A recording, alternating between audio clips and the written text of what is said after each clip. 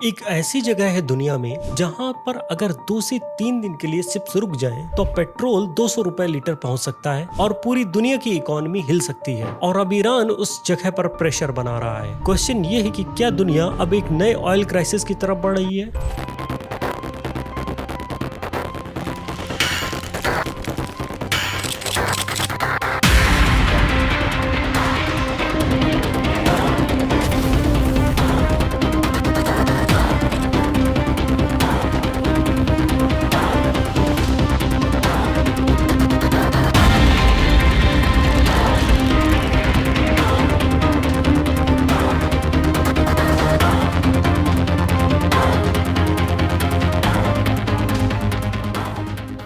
दोस्तों, आगे बढ़ने से पहले अगर आपको जियोपॉलिटिक्स एक बहुत ही इजी लैंग्वेज में समझनी है तो चैनल को सब्सक्राइब करो और वीडियो को शेयर करो, क्योंकि यहाँ सिर्फ फैक्ट मिलते हैं, हाइप नहीं।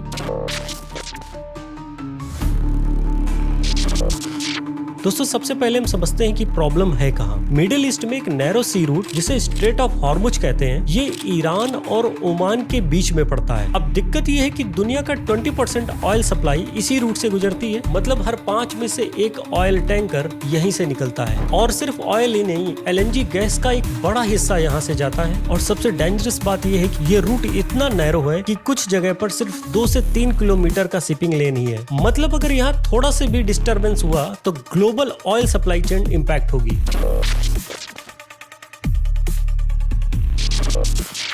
अब क्वेश्चन उठता है कि क्या ईरान ने इस रूट को ब्लॉक कर दिया है? आंसर है नहीं। लेकिन ईरान एक स्मार्ट स्ट्रेटजी यूज कर रहा है। वहां से निकलने वाली शिप्स को वार्निंग, ईरान के द्वारा नेवल एक्सरसाइजेस को बढ़ा देना, ड्रोन्स और मिसाइल्स का प्रेजेंस और फास्ट अटैक बोट्स का डिप्लॉयमेंट। इसे कहते हैं pressure without full war. Iran directly route बंद नहीं करता, लेकिन इतना रिस्क क्रिएट कर दे रहा है कि शिप्स वहां खुद ही ना जाएं। और एग्जैक्टली वही हो रहा है।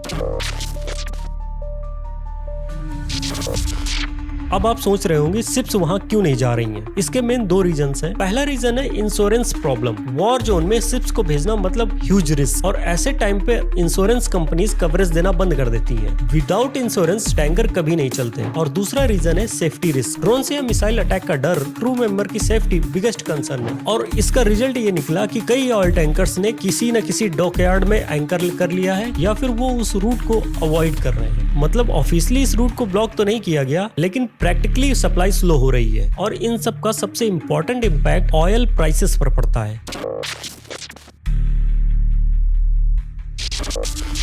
देखो, ऑयल मार्केट सप्लाई और डिमांड पर चलता है। अगर सप्लाई थोड़ी भी डिस्टर्ब हुई तो प्राइस तुरंत ही ऊपर जाएंगे। एक्सपर्ट वार्न कर रहे हैं कि अगर सिचुएशन एस्केलेट होती है तो ऑयल $150 पर बैरल तक जा सकता है। और हिस्ट्री में हम ये देख चुके हैं। 1970s के ऑयल क्राइसिस में एग्जैक्टली यही हुआ था। अब यहाँ हाई ऑयल प्राइसेस का मतलब क्या है? पेट्रोल महंगा होगा, डीजल महंगा होगा, LPG महंगी होंगी, फ्लाइट्स महंगी होंगी और ट्रांसपोर्ट महंगा होगा, और एंड में हर चीज महंगी होगी।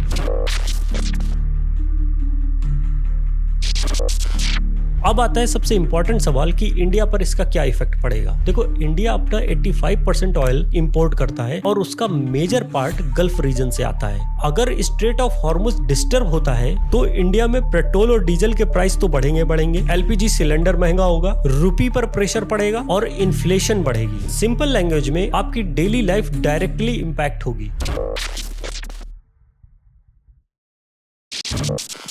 अब वर्ल्ड जियोपॉलिटिक्स समझते हैं। यूएसए क्या चाहता है? यूएस नेवी ऑलरेडी गल्फ में प्रेजेंट है। अगर फुल ब्लॉकहेड हुआ तो मिलिट्री रिस्पांस ऑलमोस्ट सर्टेन है। चाइना गल्फ रीजन में ऑयल का बिगेस्ट बायर है। वो स्टेबिलिटी चाहता है, लेकिन ईरान के अगेंस्ट ओपनली नहीं जाता। रशिया, अगर ऑयल प्राइसेस हाई होंगे तो रशिया को सबसे ज्यादा प्रॉफिट होगा, इसलिए रशिया को तो इनडायरेक्टली बेनिफिट मिल रहा है। मतलब ये सिर्फ ईरान वर्सेस यूएस नहीं है, ये अब एक ग्लोबल पावर का गेम हो गया है।